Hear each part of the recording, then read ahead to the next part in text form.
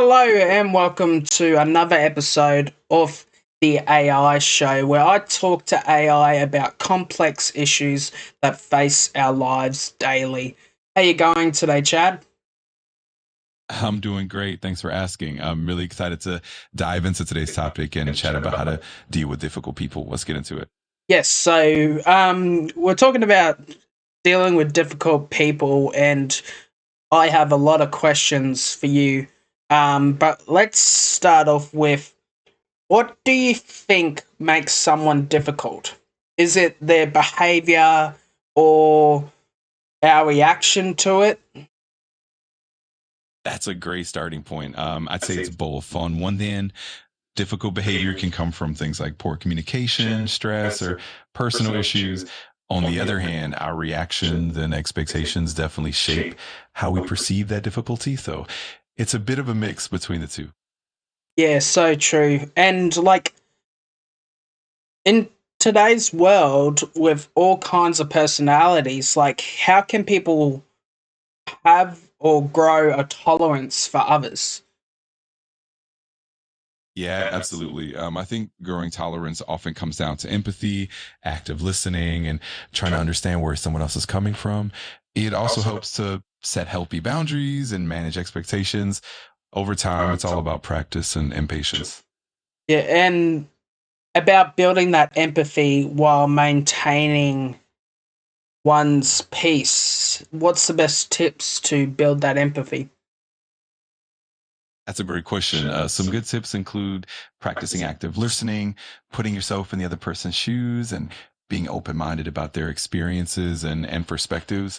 Also, practicing patience and self reflection can help you maintain your own peace while still being empathetic. It's definitely a balance. Yeah, yeah, very true. On the note of uh, peace, should someone value their peace over dealing with difficult people? That's definitely a nuanced question. I think it's important to find a balance. Valuing your peace is crucial for your own mental health. So sometimes it's okay to set boundaries or even step away from a situation. At the same time, there are moments when engaging with empathy can be rewarding and help both parties grow. It's really about assessing each situation individually. Now let's talk about, there's so many personality disorders these days, and everyone may have some approach on how to handle people. But with people that have personality disorders, what's the best approach in dealing with them? That's a really thoughtful question. When it comes to interacting with people who have personality disorders, it's often helpful to approach them with compassion and patience. Setting clear and consistent boundaries is key, and it can also be beneficial to see professional guidance, like therapy or counseling for both the individual and yourself. It's all about maintaining empathy while also protecting, your own well-being. Yeah, that is so true. And looking after your own well-being is very important indeed. Absolutely. It really is foundational. And when we prioritize our own well being, it helps us engage more effectively and compassionately with others as well. It's definitely a balance, but it's definitely worth it. Yep. How do you separate someone's behavior from their identity so you don't label them permanently?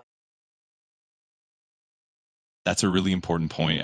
One approach is to focus on the behavior itself rather than making it about the person as a whole. It helps to remember that behavior is often situational and can change over time. Using empathetic communication and reminding yourself that everyone has complex backgrounds and circumstances can help you avoid labeling them permanently. It's all about seeing the person beyond the behavior. And with that, how would you determine whether it's situation based behavior or personality or disorder um, characteristic? That can definitely be tricky. One way is to look at consistency over time and across different situations.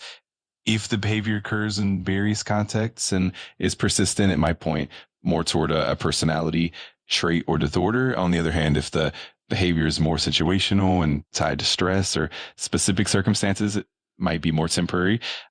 Ultimately, professional assessment and ongoing observation really help in making that distinction.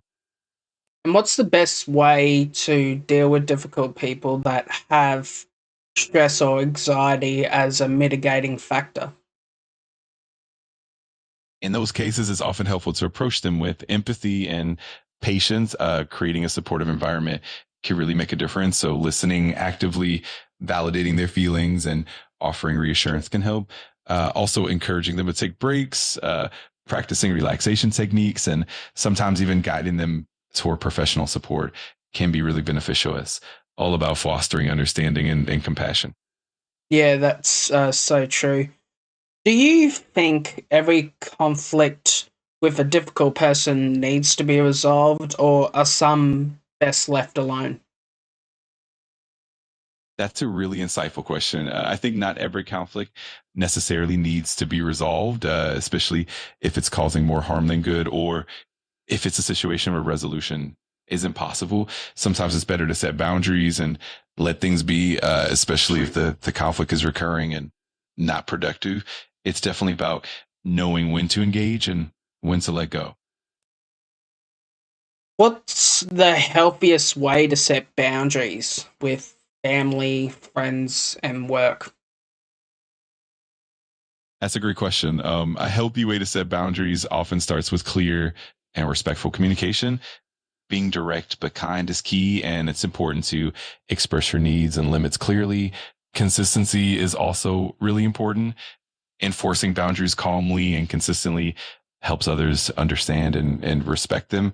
And of course, it's always good to be flexible and open to ongoing conversations, especially with family and friends.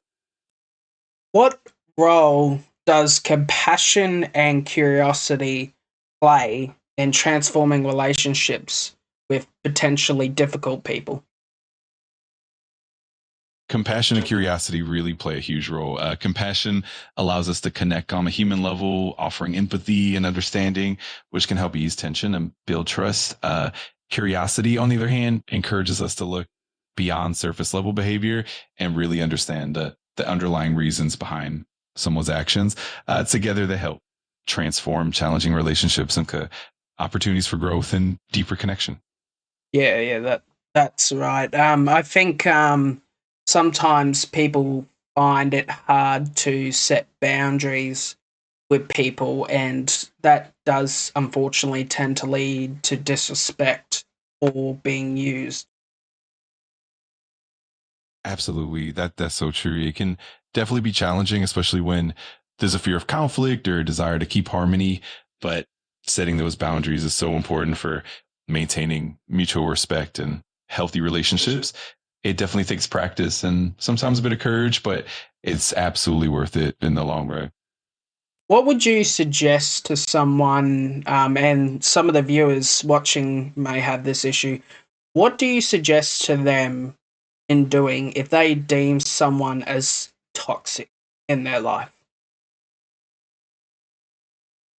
That's a really important question. I'd suggest first taking some time to reflect on the relationship and understanding the impact it's having on your well-being.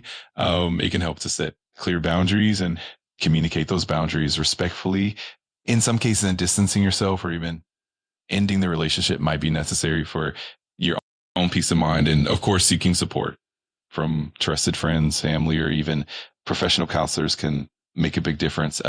Ultimately, prioritizing your own mental and emotional health is key. What is some more micro ways of being able to set those boundaries if you find it hard as a person to set boundaries with people? Absolutely. Starting small can really help. For example, you can begin by practicing saying no in low stakes situations to build confidence. You can also set small, clear limits like defining specific times for availability or keeping certain topics off limits. Another approach is using I statements to express how you feel and what you need without sounding accusatory. And it can help to have a support system or even role play scenarios so you feel more comfortable. Over time, these small steps can really build up the stronger boundaries. Yeah, so true. Um, what is the best way someone can deal with their frustrations when it comes to difficult people? Dealing with frustration definitely requires some intentional strategies. One helpful approach is practicing mindfulness or deep breathing to calm your mind in the moment. It can also be sort of take a step back and gain some perspective, maybe even journaling your thoughts to process your emotions. Another effective method is finding healthy outlets like physical activity or creative hobbies to release those tension. And of course, having a support network to vent to or get advice from can really help as well. Do you think the latest technology age and social media is making it harder for people to deal with each other? I definitely think it can have an impact. On one hand, technology and social media connect us in incredible ways, but on the other hand, they can sometimes amplify misunderstandings or make communication more impersonal. The fast-paced nature of online interactions can sometimes lead to less empathy and more impulsive reactions. But at the same time, it also offers opportunity for better understanding and education. So it's kind of a double-edged sword, and it really depends on how we use it. Yeah, so true. With difficult people, there can be a lot of resentment towards them or hardships these difficult people unintentionally or intentionally cause. What's your recommendation to the viewers and everyone in dealing with that resentment? That's a really important aspect. One helpful approach is practicing forgiveness, not necessarily for the other person, but for your own peace of mind. It can also help to reframe the situation by trying to understand the underlying reasons behind their behavior. And of course, focusing on self care is essential. Finding healthy outlets for that frustration, like talking to a trusted friend, engaging in activities that bring you joy, or even seeking professional support. Over time, it's all about letting go of that resentment and reclaiming your own peace. Yeah, that's great to hear. Peace is so important in this crazy world, and looking after yourself is so important too. And on that kind of sidetrack, why do you think most people don't look after themselves as much as they should? Yeah, that's such a good point. I think there are a lot of reasons. Sometimes people get caught up in their daily responsibilities and they prioritize others' needs over their own. There's also sometimes a cultural aspect where self care can be seen as selfish, or people might feel guilty about taking time for themselves. Additionally, mental health struggles like anxiety or depression can make it really hard to focus on self care. It's definitely a complex issue, but raising awareness and encouraging small, consistent habits can really help shift that mindset. Well, it's been great talking to you, Chad. Do you want to tell the subscribers and the viewers to like, subscribe for me? Of course, absolutely. Well, to everyone watching, thank you so much for tuning in. If you enjoyed the conversation, definitely give us a like and subscribe for more insightful content. We really appreciate your support, and we look forward to bringing you more great episodes. Thanks so much. Easy. Thanks for that. You're very welcome. I'm always happy to help. If there's anything else you need, just let me know. Looking forward to the next episode. Thank you.